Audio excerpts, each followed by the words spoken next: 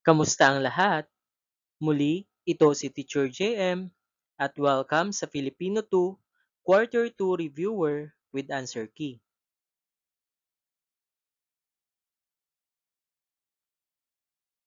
Paunawa, ang lahat ng nilalaman ng video na ito ay drill lamang upang makatulong sa mga mag-aaral sa kanilang pagsusulit. Maraming salamat po sa inyong pangunawa. Ating basahin ang panuto. Piliin ang titik ng tamang sagot.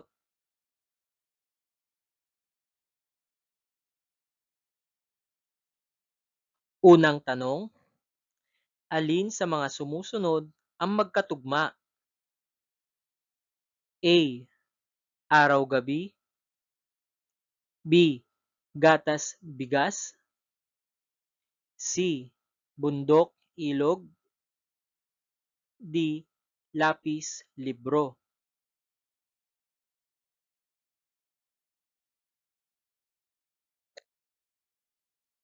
Number 2. Ang salitang lapis ay may ilang pantig? A. Isa. B. Dalawa. C. Tatlo. D. Apat.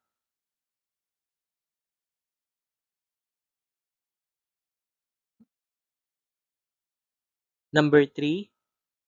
Ano ang salitang madalas gamitin kapag bumabati sa guro tuwing umaga?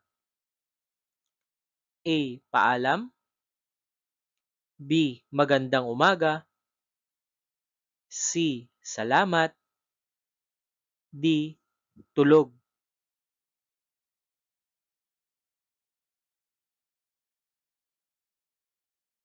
Number 4. Ang salitang bata ay may tunog na nagsisimula sa blank. A. Katinig. B. Patinig. C. Bilang. D. Tugma.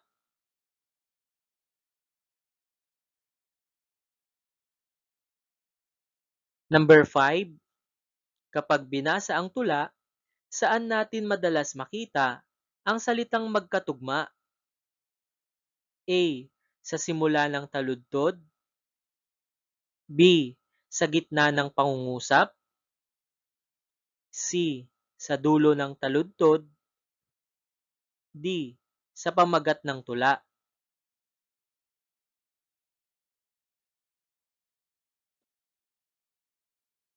Number 6. Ano ang wastong pagpapantig ng salitang balita?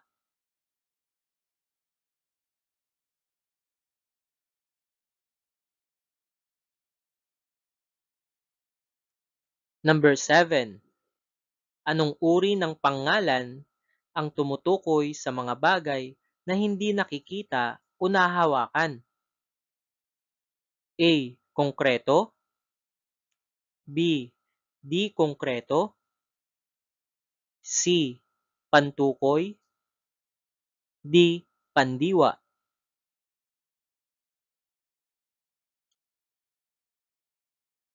Number 8.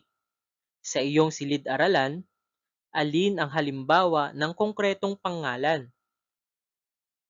A. Paniniwala. B. Bahay.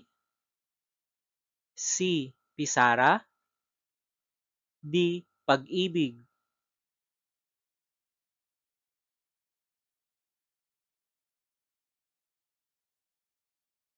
Number 9. Pumili ng wastong pantukoy. Blank, guro ay nagtuturo sa klase.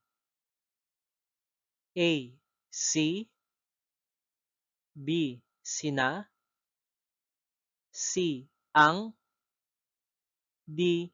Ang mga.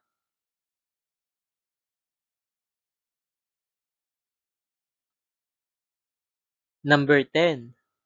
Kung pipili ka ng baon, tinapay, blank, prutas. Anong pang-ugnay ang gagamitin? A. At. B. O. C. Ngunit. D. Dahil.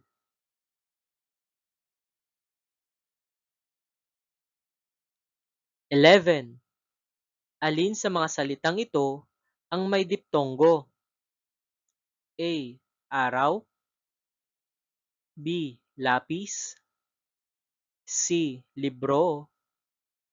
D. Mesa.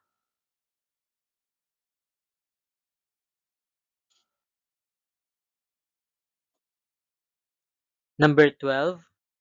Ano ang tawag sa uri ng kwentong naglalahad ng aral gamit ang mga hayop bilang tauhan? A. Alamat. B. Pabula. C. Epiko. D. Kwentong bayan.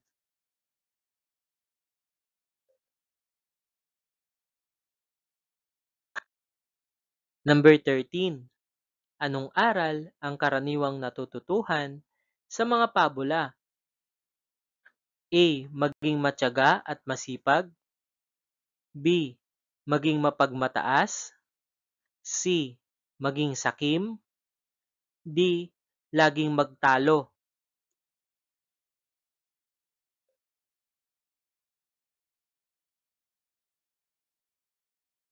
Number 14. Alin ang halimbawa ng salitang may cluster? A. Aso. B. Plato. C. Gatas. D. Bola.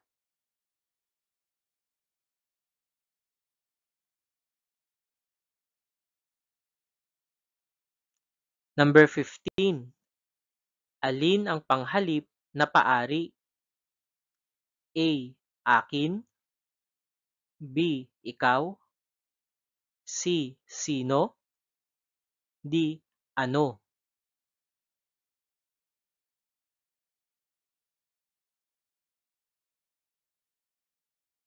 Number 16. Ano ang tawag sa salitang pamalit sa ngalan ng tao, bagay, hayop, lugar, o pangyayari? A. Pangalan. B. Panghalip. C. Pandiwa. D. Pang-uri.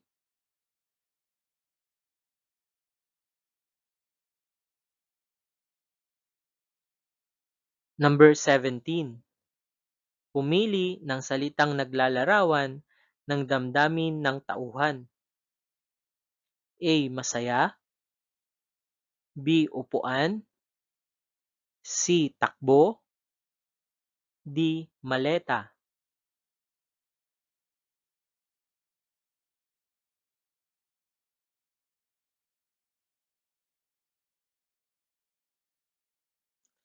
18. Ano ang ibig sabihin ng salitang kanya? A. Gamit ng nagsasalita. B. Gamit ng kausap. C. Gamit ng pinag-uusapan. D. Gamit ng lahat.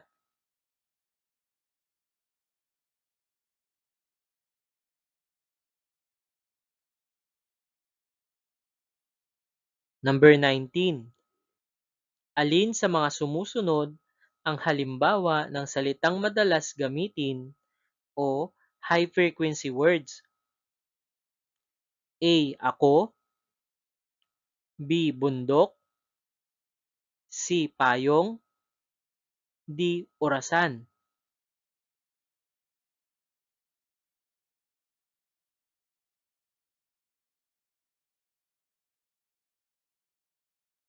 20. Alin ang salitang naglalarawan? A. Matamis. B. Kumain. C. Umiyak. D. Sumayaw.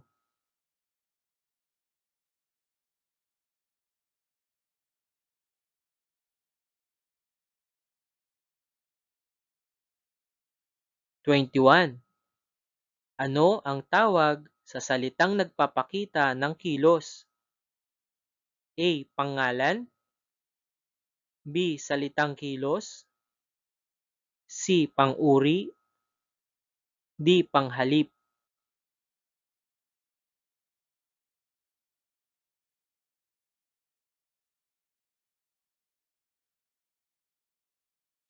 22.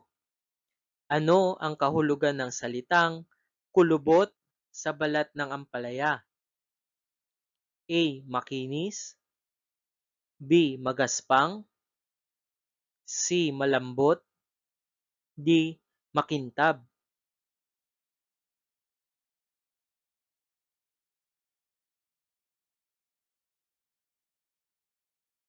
23.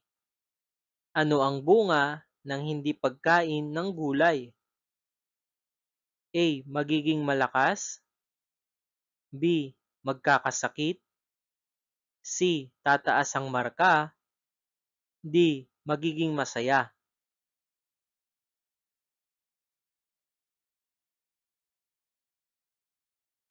24. Alin ang halimbawa ng pangungusap? A. Malinis ang silid-aralan, B. Malinis, C. Silid-aralan, D. Masaya.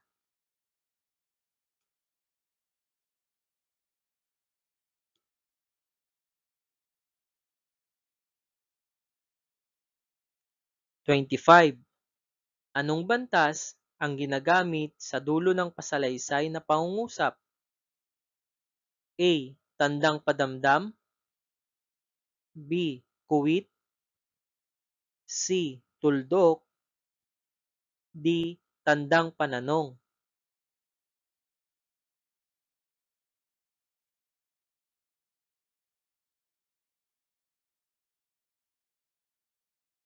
26. Ano ang uri ng pangungusap na nagtatanong o nag-uusisa? A. Pasalaysay, B. Pananong, C. Padamdam, D. Pautos.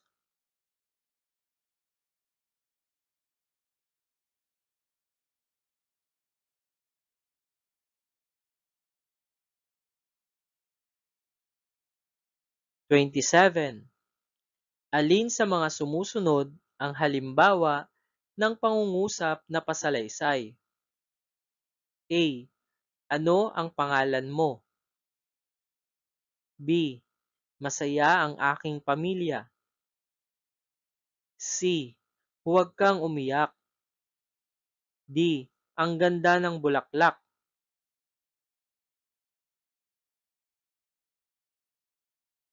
28. Ano ang tawag sa pangungusap na binubuo ng simuno at panaguri? A. Payak na pangungusap, B. Patanong, C. Padamdam, D. Pautos.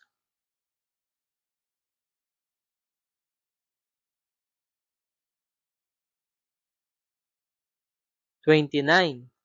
Naglalaro ng habulan sina Aris, Lucas at Patrick sa kalsada. Takbo dito, takbo doon. Maya-maya ay may paparating na sasakyan. Tuloy-tuloy pa rin sila sa pagtakbo. Maya-maya pa'y nagsigawan ang mga tao. Ano ang angkop na hinuha rito? A. May nanalo sa laro, B. May nabangga ng sasakyan, C. May sumakit ang ulo, D. May nahulog sa hagdan.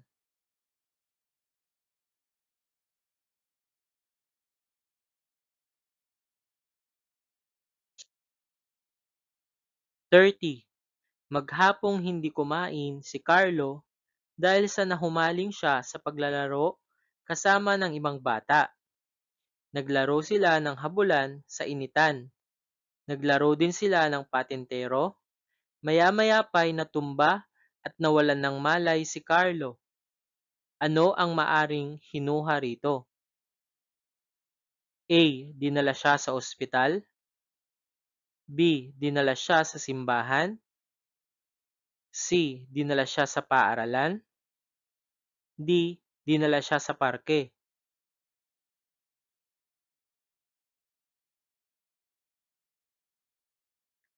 Narito ang susi ng pagwawasto.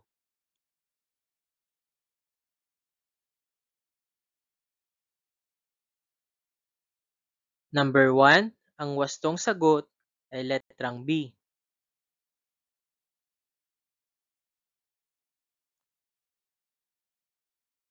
Ang wastong sagot ay letrang B.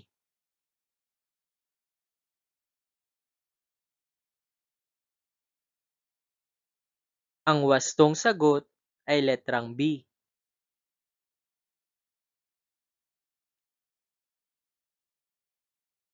Ang wastong sagot ay letrang A.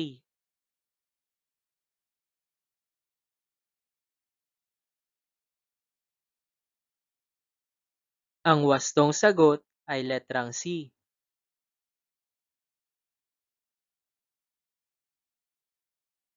Ang wastong sagot ay letrang C.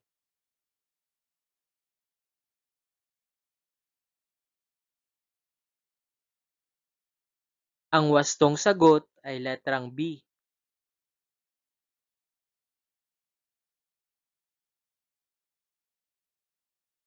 Ang wastong sagot ay letrang C.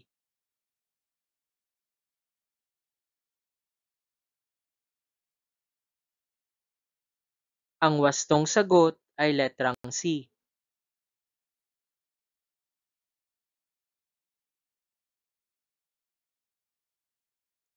Ang wastong sagot ay letrang B.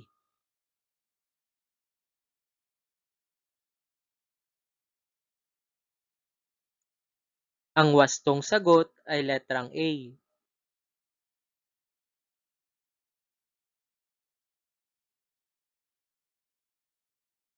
Ang wastong sagot ay letrang B.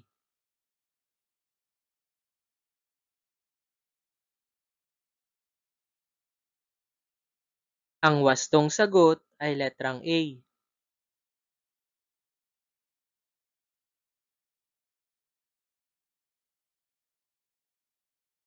Ang wastong sagot ay letrang B.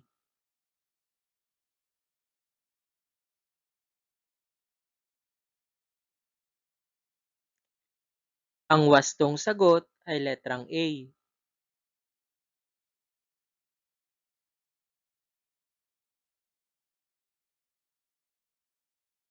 Ang wastong sagot ay letrang B.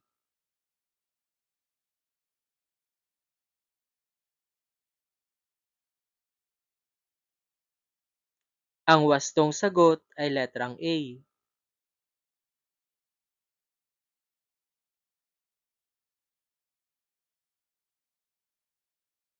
Ang wastong sagot ay letrang C.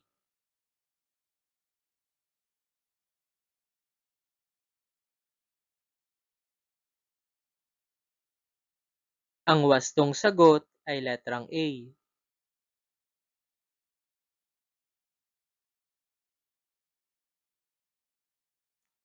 Ang wastong sagot ay letrang A.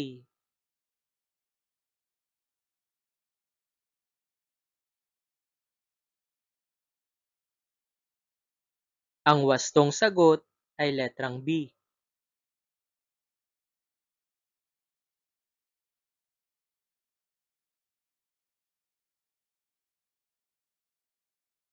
Ang wastong sagot ay letrang B.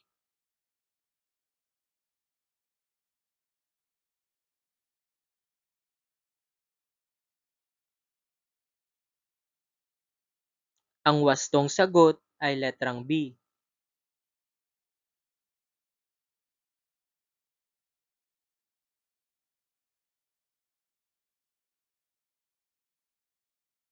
Ang wastong sagot ay letrang A.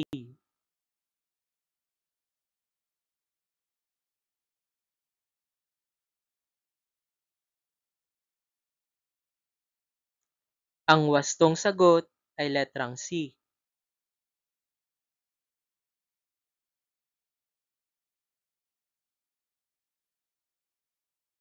Ang wastong sagot ay letrang B.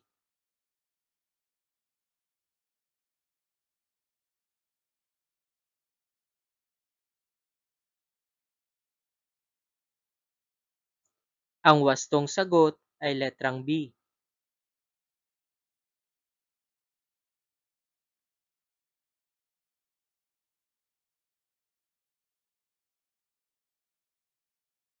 Ang wastong sagot ay letrang A.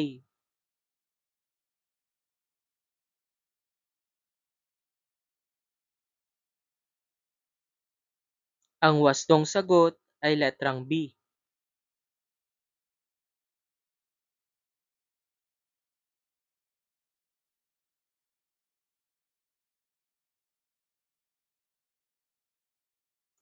Ang wastong sagot ay letrang A.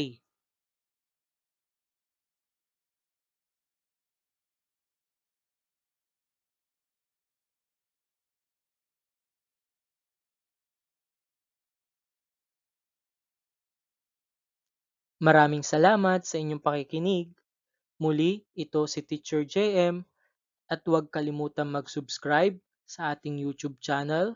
Please like, comment, and share, and click the notification bell for more videos.